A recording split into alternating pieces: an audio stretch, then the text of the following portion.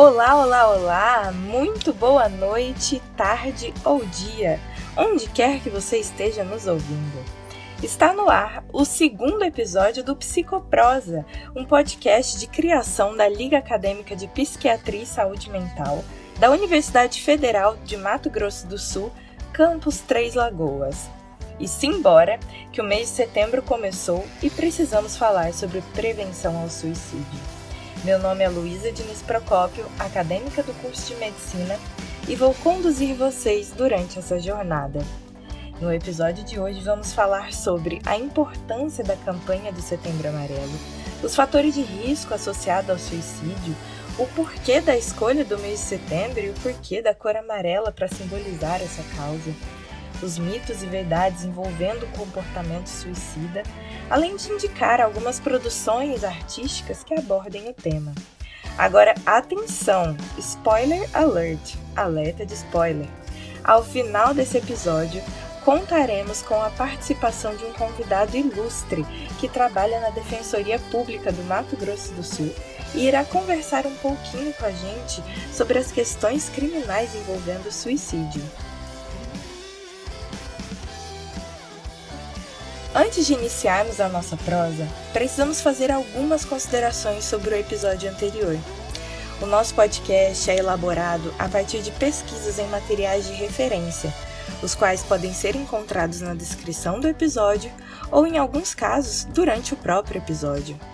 Além disso, no episódio passado, quando descrevemos sobre os profissionais de atenção primária à saúde, deixamos de citar a presença do cirurgião dentista na formação dessa equipe.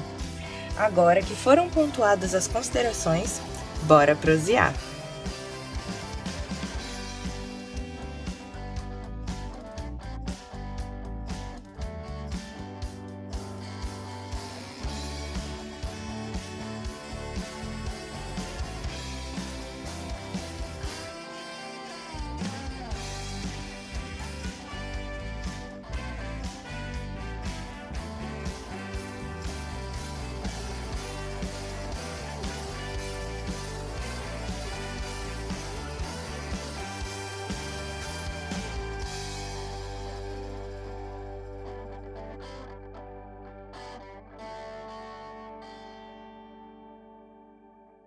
Como muitos de vocês já sabem, o mês de setembro é marcado pela campanha Setembro Amarelo, que tem como objetivo promover a conscientização e a prevenção do suicídio.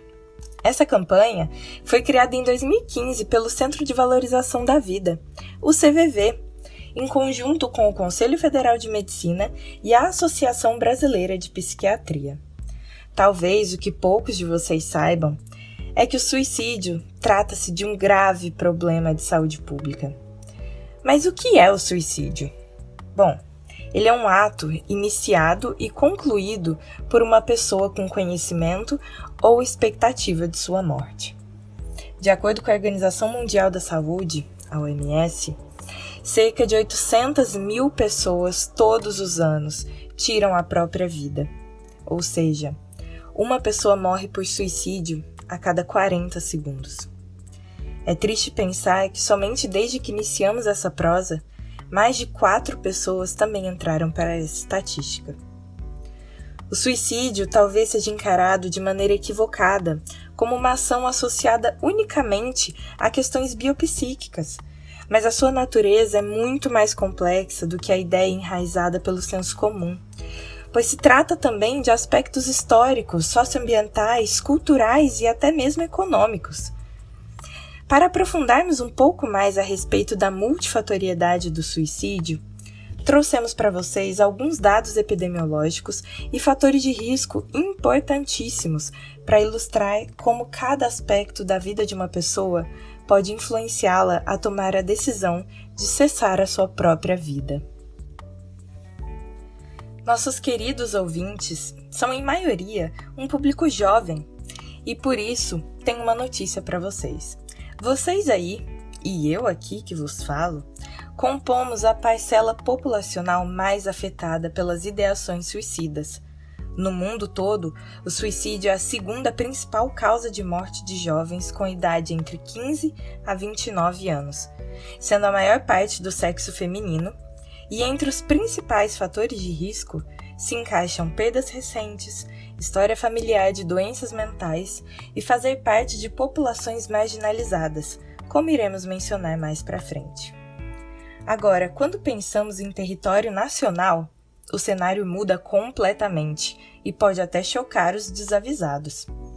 O Brasil tem o maior índice de suicídio entre a população idosa, principalmente aqueles com mais de 75 anos, sendo o diagnóstico de depressão, o isolamento social, as doenças incapacitantes e degenerativas, as dificuldades financeiras e a aposentadoria os principais fatores de risco. Já em relação a pessoas idosas que residem em instituições de longa permanência, como casa de repouso, abrigos e os popularmente conhecidos asilos, as principais associações ao quadro depressivo e à ideação suicida são o sentimento de abandono, o desamparo e o isolamento. Considerando as questões de gênero, em muitos países, incluindo o Brasil, o número de óbitos por suicídio é superior entre os homens, porém o número de tentativas de suicídio, ou seja, quando o ato não é consumado, é maior entre as mulheres. Isso se explica pelo fenômeno do paradoxo de gênero do comportamento suicida, e possui algumas hipóteses para o seu entendimento. Entre elas está o fato de que os homens utilizam meios mais violentos em suas tentativas. Infelizmente, as taxas de óbitos por suicídio também são influenciadas por questões raciais e étnicas.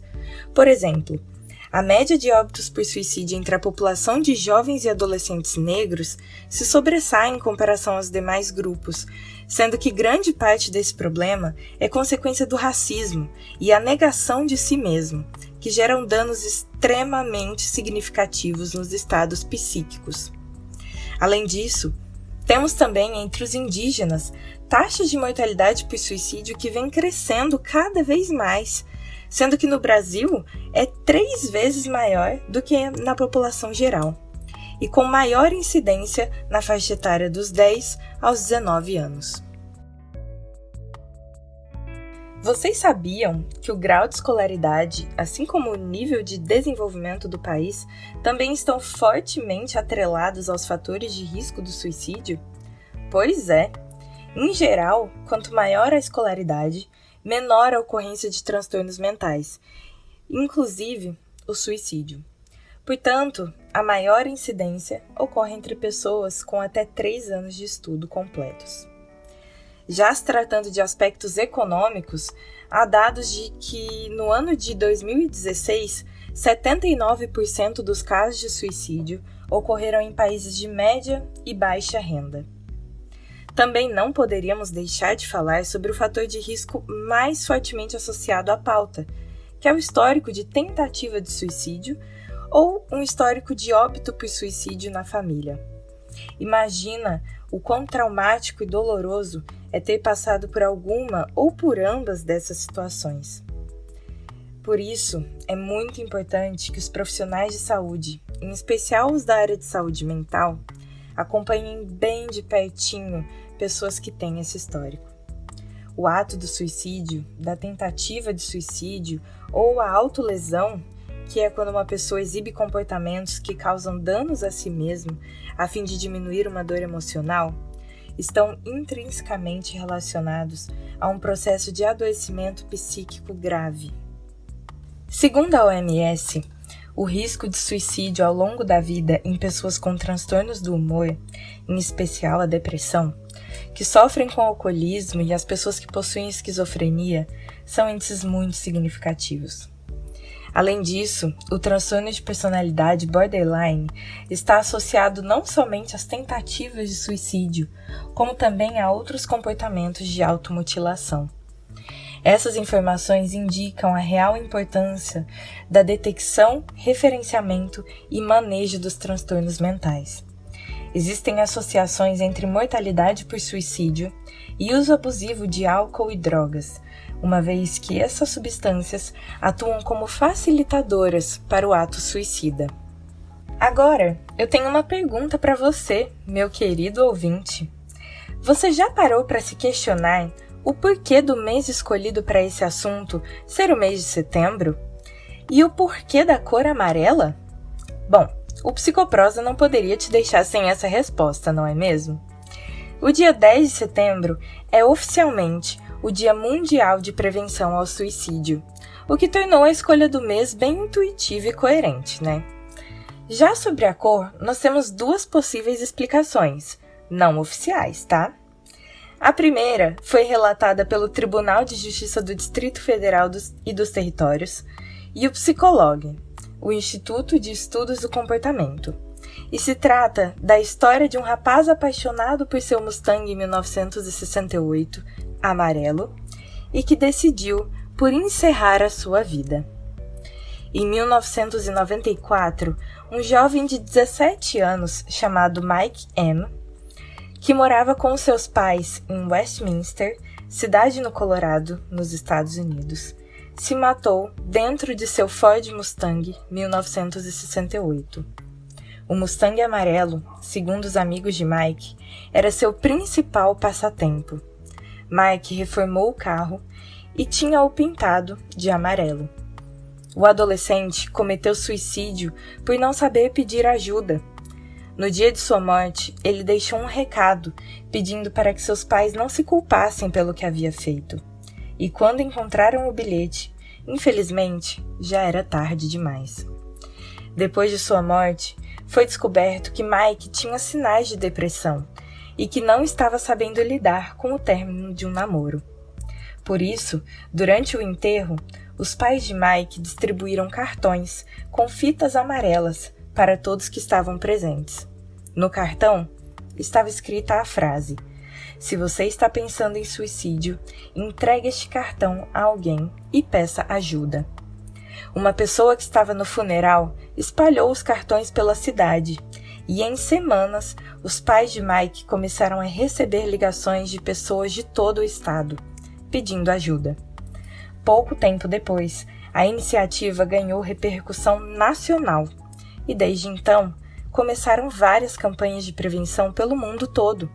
E em todas, a cor amarela é usada como um símbolo pela história do jovem que se foi. Já a segunda explicação se debruça em estudos que analisam as cores através da óptica da psicologia. De acordo com as nossas pesquisas, descobrimos que o amarelo carrega consigo inúmeras possibilidades de interpretações e simbolismos ambíguos. Considerada a cor mais instável entre todas por se transformar muito facilmente conforme as combinações, ela também representa sentimentos como otimismo e até a irritação. Além disso, ao mesmo tempo que desperta iluminação, é considerada a cor dos desprezados. O amarelo, assim como um raio que surge no horizonte sem aviso prévio, é uma cor que inspira espontaneidade e impulsividade. Seu caráter penetrante e o seu efeito de visibilidade à distância lhe deu o status da cor internacional das advertências. E se pararmos para pensar, esse título lhe cai muito bem. Desde o cartão de advertência utilizado por juízes nas partidas de futebol, até o sinal do semáforo que indica ao motorista que ele deve reduzir sua velocidade, podemos observar algo em comum. Em ambas as situações se trata de um alerta sobre um perigo próximo. Seguindo a linha de curiosidades a respeito do assunto deste episódio, nós da LAPSME estamos desenvolvendo um projeto incrível sobre os mitos e verdades a respeito do comportamento suicida. Todas as segundas e quintas-feiras do mês de setembro no nosso Instagram, @lapsme.tl,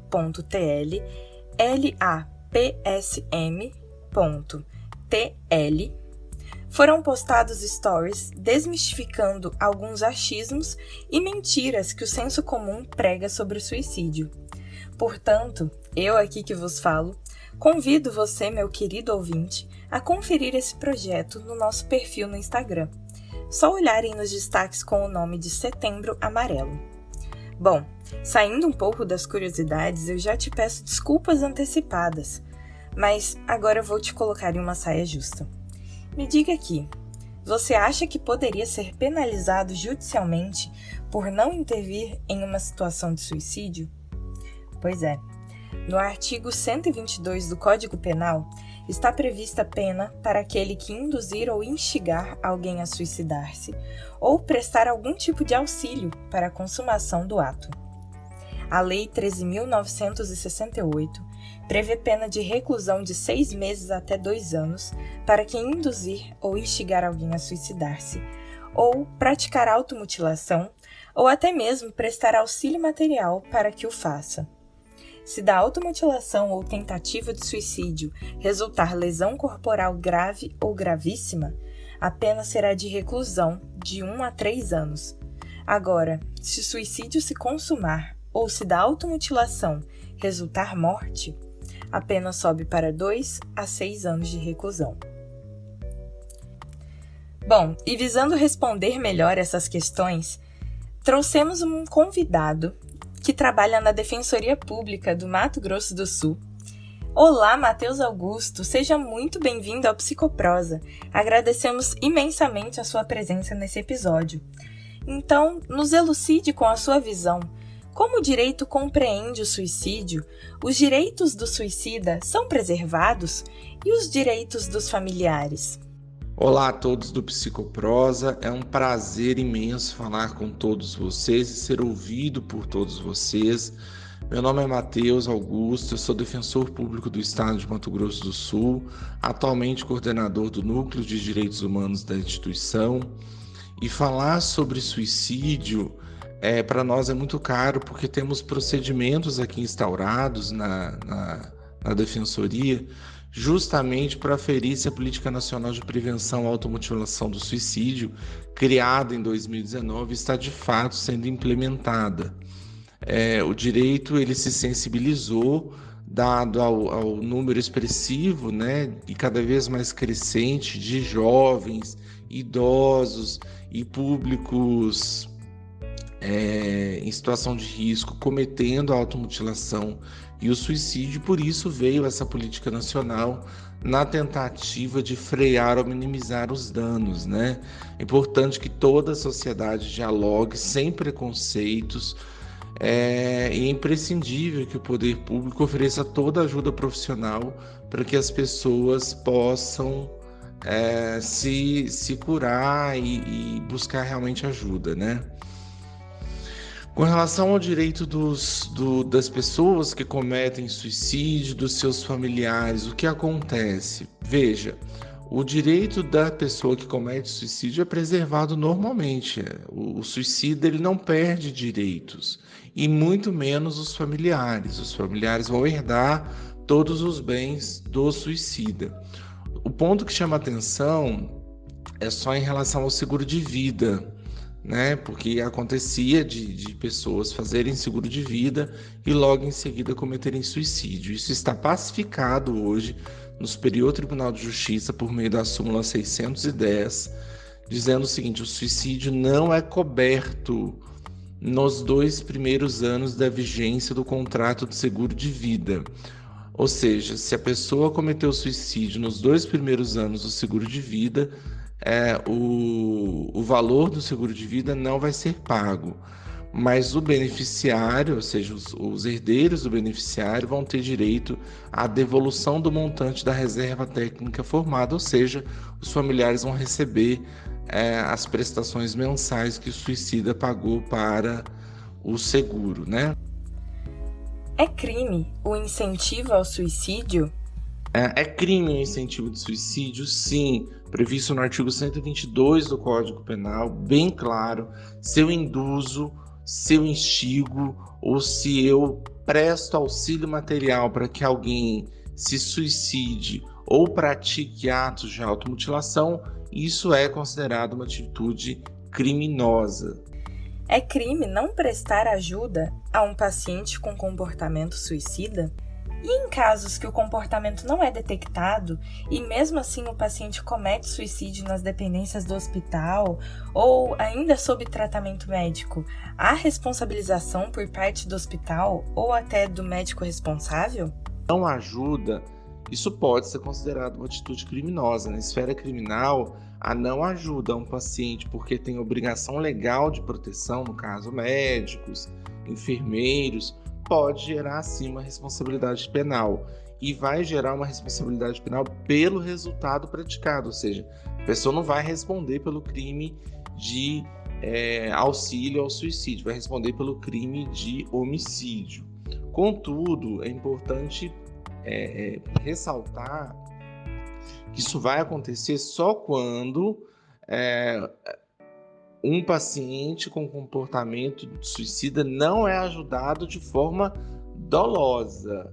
Agora, quando não é detectado esse comportamento e o paciente comete suicídio, aí nesse caso, nosso entendimento é de que não há nenhum tipo de responsabilidade criminal por parte do médico ou do hospital, porque não houve falha na prestação de serviço, né? O que houve foi uma fatalidade.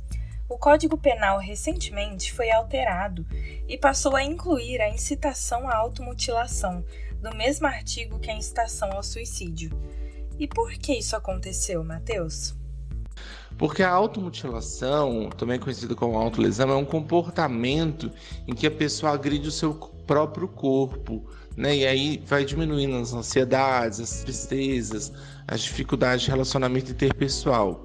A pessoa que apresenta um comportamento de automutilação não tem um desejo consciente de se suicidar. No entanto, as autolesões vão se tornando cada vez mais intensas e isso pode gerar o risco concreto do suicídio. Então, em virtude da proximidade dessas situações, né, é que o legislador também resolveu prever o crime de automutilação no artigo 122.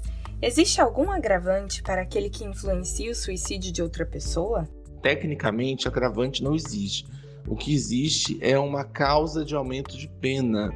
E a pena vai ser duplicada, por exemplo, se o crime é praticado por motivo egoístico, fútil ou torpe, se a vítima é menor de idade, tem diminuído por qualquer causa a capacidade de sua resistência, se a conduta é realizada por meio da internet, de rede social ou transmitida em tempo real. Então, várias dessas situações podem gerar assim, um aumento de pena de forma substancial.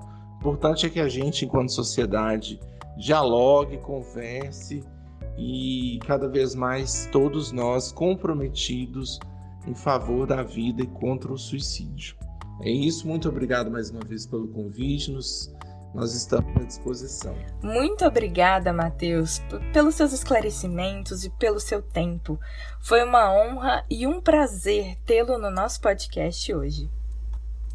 A morte por suicídio é um tema muito recorrente nas produções artísticas pelo mundo todo. Por isso, nós trouxemos algumas dicas para que você, ouvinte, consuma arte e, ao mesmo tempo, aprenda e reflita sobre esse tema tão importante. A nossa primeira recomendação é um documentário chamado Suicídio, O Silêncio que Mata, produzido pelas jornalistas Paula Larissa e Daiane Dias. A obra traz a importância de falarmos sobre o ato, além de entender o que acomete a mente de um suicida em potencial e apurarmos como a mídia trata o tema. Baseando-se em histórias reais, o documentário apresenta soluções, expõe fatos e evidencia a prevenção e o combate ao silêncio que mata muitas pessoas todos os dias. É possível encontrá-lo no YouTube. O link estará na nossa Linktree, que fica tanto na nossa bio do Instagram quanto na descrição desse episódio. Ainda nas indicações, o quadro O Grito, de Edward Munch, tenta traduzir como as cores podem produzir sentimentos e ações. Essa obra foi pintada em 1893 e chama a atenção a cor do rosto do personagem principal e as cores que compõem o céu.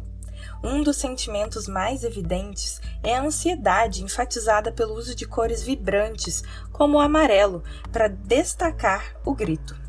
Curvas e formas imprecisas também são utilizadas, além da perspectiva sombria dessa obra.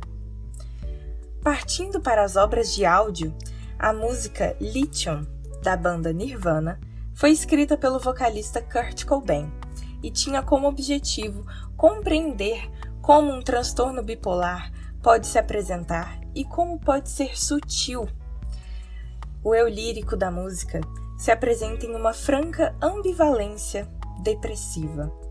Além disso, o próprio nome dessa obra é de um medicamento utilizado no tratamento de transtorno bipolar, o carbonato de lítio.